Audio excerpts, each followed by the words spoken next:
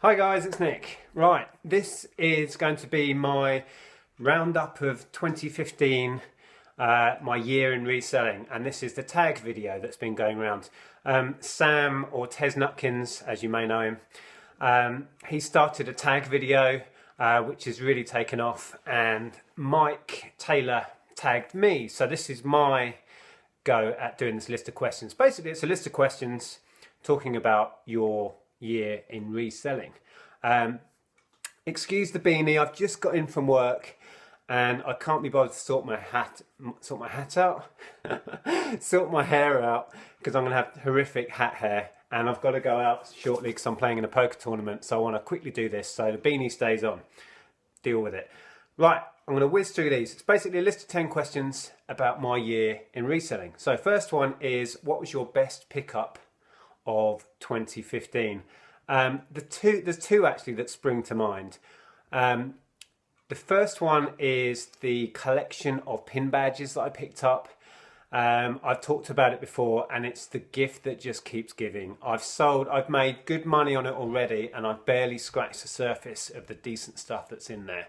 I paid, now what did I pay? £25, I think it was. There's about 2,000 badges in there. I've sold off all of the bog standard stuff pretty much now and made fantastic money just selling that off in job lots. And you'll have seen in my videos, since summer, that I've been selling bits and bobs individually and a few smaller lots out of it. But yeah, that is just going to keep trickling out, and there's so much money to be made out of that. So that was fantastic. The other one was the Warhammer pickup, which was the most insane bargain I've had pretty much ever. If you haven't seen that video, this summer I picked up somebody's entire Warhammer collection of lead and plastic figures, carry cases, just everything. And I got the whole lot for £10. It was one of those moments where you're like, did you actually say that? You can't get your money out quick enough, sort of thing. And I haven't even started reselling the bulk of it. I sold 2 little plastic figures that were unopened because they were quick and easy to do. I just listed these 2 plastic figures and got £20 back for them super quick. So I've made profit on the entire lot already. And when I go through and sell all the lead figures and all the painted stuff, I really don't know how much I'm going to get back. Rough estimate, maybe 500. It could be anywhere up to 1,000. I really don't know, but that, I'm looking forward to listing that. That will be a project for probably January, February. So they're my 2 best pickups of 2015. My biggest fail, this was actually one I was talking to Zahir about this earlier. I picked up a really nice vintage radio back in the summer. I paid up a bit on it because I know they're quite collected. I think I paid £8 for it, and I had to order a special chunky 9-volt battery to get it tested, which I did, and I tried testing it recently and I just couldn't get anything out of it. I was chatting to Tom when I was up at his for the weekend, and he said it might be something to do with the digital switchover or something. I don't know. I'm not that technically minded really. So I was chatting to Zahir and he said, no, it should work. You should be able to pick up, FM on it or whatever. But I can't get anything out of it. So yeah, that was a real shame. So that seems to be a dud. Plus I had to order the battery from Amazon to test it. So that was another £3.50. So it's not big money. It's just frustrating because it's a lovely, lovely thing. There's probably quite a simple fix, I'm sure. It's quite basic technology, but I don't know anything about it. So what I'm thinking with that is I'll just take it back to a car boot sale in spring. I've got a load of stuff I need to clear anyway, and I will just sell it as sold as seen, and somebody who's a bit technically minded can try and get it working, and I'll try and get something back on it. But yeah, that was one fail that springs to mind. I haven't had many fails this year, but that was a frustrating one. So that's that. Where are we? Number 3. Best investment in your business this year, which isn't stock. This was a tricky one because I'm pretty much set up. There's not much in the way of practical things that I need at the moment to improve my business, but one that really helped me out down at the shop, out the back of the shop where my office is now, I built myself this huge shelf just to get stock up and off the floor and out of the way, and that was a game changer down there because it's a bit tight for space. So yeah, getting everything organised and having a big place to just chuck stock out of the way and get it out from under my feet, that was my best investment. It wasn't a big financial investment, it was, you know, about £100 worth of materials or something like that, but it was a couple of days investment in time, but it was well worth it. So that's that one. Number 4 is best advice that you've had from the community this year. And I had to think about this and I couldn't think of any, but then I realised, and this was a fantastic tip that I have benefited from no end. It was Olivia Hammond who gave me a heads up about the Disney codes. I've been buying and selling Disney DVDs for years, and I'd never realised that the ones with the little codes and the little sort of Mickey Mouse shape, those codes have some value because you can put those codes into a website, build them up, and then cash them in for rewards like DVDs and Blu-rays. So I got busy and acted on this tip. Since I first heard about this, I have now had 2 complete Pixar box sets, one Blu-ray one that I showed in a video that was damaged, although I did manage to wangle a replacement for that, so that's all good. And I got a complete Disney Pixar DVD box set as well. I've sold both of those. One went for, I got really lucky, I got it, sold it on Amazon, sent it to FBA, sold it on Amazon for £150. There was a weird moment before Amazon got stock back in where prices were just going silly, and I managed to sell mine at the peak of that. So, and there's a little story about that comes in later. And I sold the Blu-ray one on eBay for 70, I think, 65 or 70, and that was last week. So yeah, and I've also had a few single DVDs. I ordered 2 copies of Up on DVD, and I sold those at £8 each. So yeah, from that one little piece of information that somebody kindly shared with me, I benefited no end and will continue to. So that's my best tip. Where are we? Number 5, funniest or strangest boot sale experiences. Right, I did write this down because I can't remember what I was going to say now. Oh yeah, in the summer, I did mention this actually, but I'd bought some Nerf guns and I was walking back to the car, and suddenly this guy I'd never met before came up to me and he says, "Do you buy and sell Nerf guns, blah, blah, blah?" And I said, "Yeah." And he says, and then we got chatting, and it transpired that he was big into his Nerf guns and he was a Nerf gun reseller, but he wanted to offload a load of stock. So we chatted on the phone and text, and then I arranged to go up there, and I ended up buying 100 of the standard orange Nerf magazines off him for £110, so £1.10 each. And I have cleared all of that stock now, and I was selling them at, what was I doing? It was 5 for £20.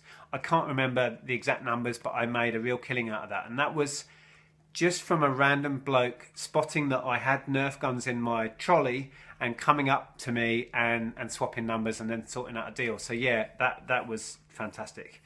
So that was my strangest moment at a boot sale, but also turned into a really lucrative pickup. So that was cool.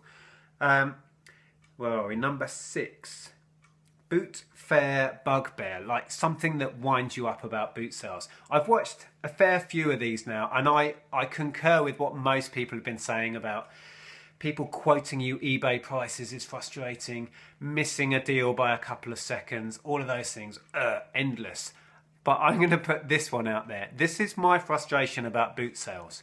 Why do they have to start at 7 in the morning or 6 in the morning? Why? Why can't they start at 2 in the afternoon? What's the big deal about boot sales being at ungodly hours? And also, you know, in my area, I have boot sales that clash that I could get to. So I have to make a decision of which one to go to, and it's so frustrating. If you have a bad time at this one, you know full well that if you'd have gone somewhere else, you may have picked up good stuff. And it's that, but why do they have to start so damn early? You know what I mean? It's like, we have social lives, or we try to have social lives. And like Sunday, I want to be up at like 6 on a Sunday morning. So if I've been out the night before in the pub, or even just staying at home sharing a bottle of wine or something, it makes it that much harder to get up. Why can't boot sales start in the afternoon and allow us to have a social life and have a lie-in? So yeah, that's my bugbear about boot sales. Why the early starts, people? So yeah, that was number 6. Number 7, best feedback. Now I don't tend to read up on a lot of my feedback, and I didn't check back to find some interesting ones for this, because I have something that it's kind of feedback, but it's an interesting story more than anything.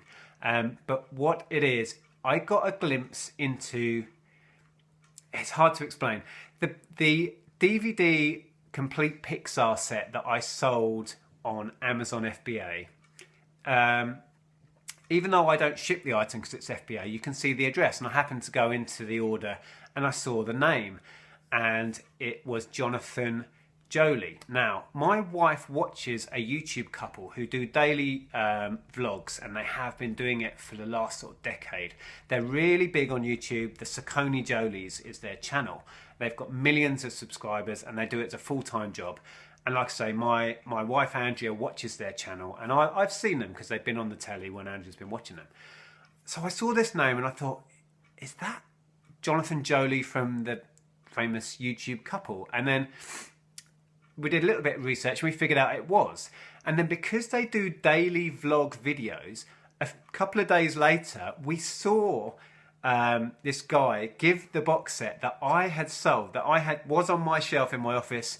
I sent up to Amazon, and then they sent it to him, and we saw him giving it to his daughter, and the look of excitement and surprise on her face was epic. And then we saw her taking the DVDs out and choosing which one to watch, and it was just amazing to see that feedback, if you like, that she was over the moon with the gift. So that was an amazing little freaky thing that we actually got to see the person receiving the thing that we had sold to Amazon. So yeah, I thought that was fantastic.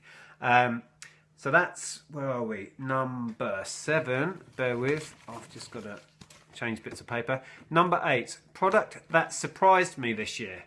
For this, I've picked the All Saints coat that I sold a couple of months back.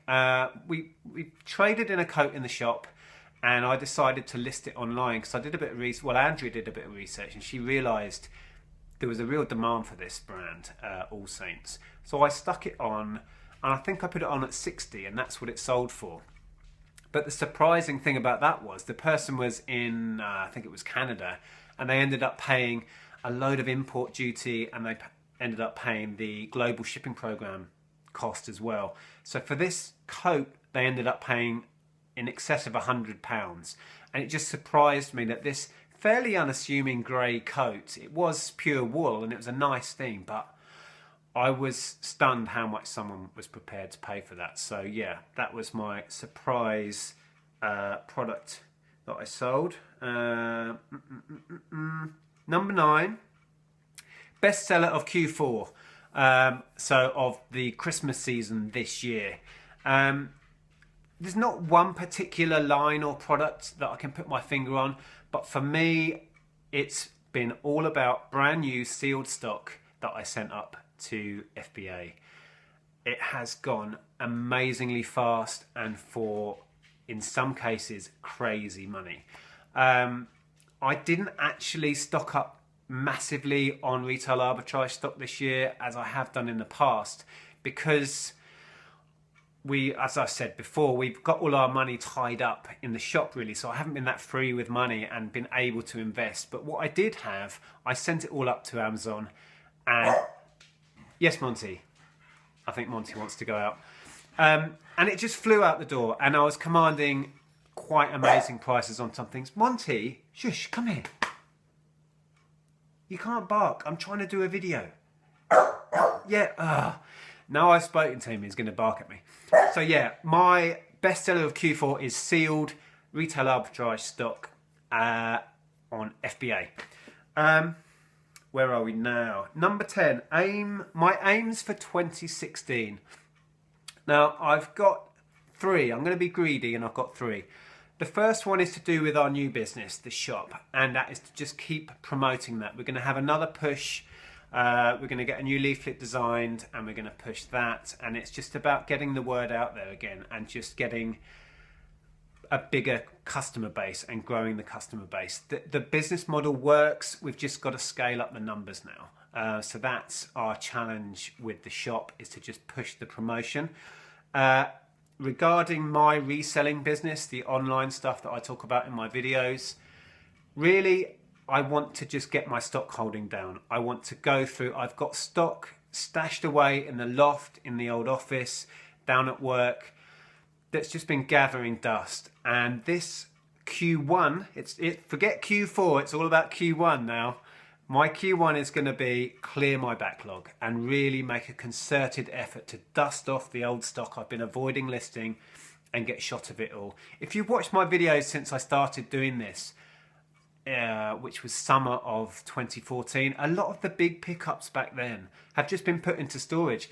I bought up virtually an entire sports shop, like their stock. They closed it down, and what was left, I bought the lot. And that is all sat in the loft. I think I've sold practically nothing, maybe 1% of it. So that needs doing. The Warhammer stuff, my huge haul of Magic the Gathering rare cards, and all the commons that I want to. I've stopped selling the commons in little bundles because I don't have time to deal with it. I've got thousands, like tens of thousands of commons I need to do in bundles. The list is endless. So I need to just reduce my stock holding, and then when boot sale season comes around, I will have more space, I will have plenty of money in the bank, and I can start again. So that's my big one. And the third is, it's not specifically about reselling, but I think it will help my reselling no end. And the third one, quite seriously, is to look after myself a bit better. This year, I have put way too much pressure on myself. I have worked too hard and too long, and this year I have been quite ill on and off, and that's unusual for me. Normally I never take time off, I'm never ill, but this year I just keep catching colds and flus, and I've been really run down. And I think a lot of that is due to stress, because we set up the new business and we worked so long and so hard on that, but at the same time I was juggling my eBay business and then throwing myself into FBA. I just put too much pressure on myself, and I haven't been looking after myself. So it's kind of my New Year's resolution, really, is to think about myself a bit more and eat properly, drink less, and by that I mean alcohol. But drink more fluids during the day, and just think about the little things, and get my sleeping pattern sorted out. And, just take my foot off the throttle a little bit and allow myself to breathe and just look after myself. And I think if I can concentrate on those little things, I think that will benefit me no end. My energy levels will go up, and hopefully I'll stop feeling so run down, because I have just been flat out this year. And we haven't given ourselves enough time. So, yeah, that's that. Sorry for waffling and rambling. I've really got to move on. I've got to cook myself some dinner because Andrea's gone out, and then go and play in my Christmas poker tournament. So wish me luck for that one. And thanks for all the support on my channel again this year. It's been fantastic to see it grow, and meeting all the new guys and new friends through this. It's been great. Thanks, guys, and I'll speak to you soon. Bye for now. Oh, no, it's not bye for now. I need to tag somebody. I would like to tag my buddy Chris Gotts and also Liz Newcombe. I don't think either of those guys have been tagged yet, so I would like to see a 2015 roundup video from you guys. So bye for now, thanks for watching.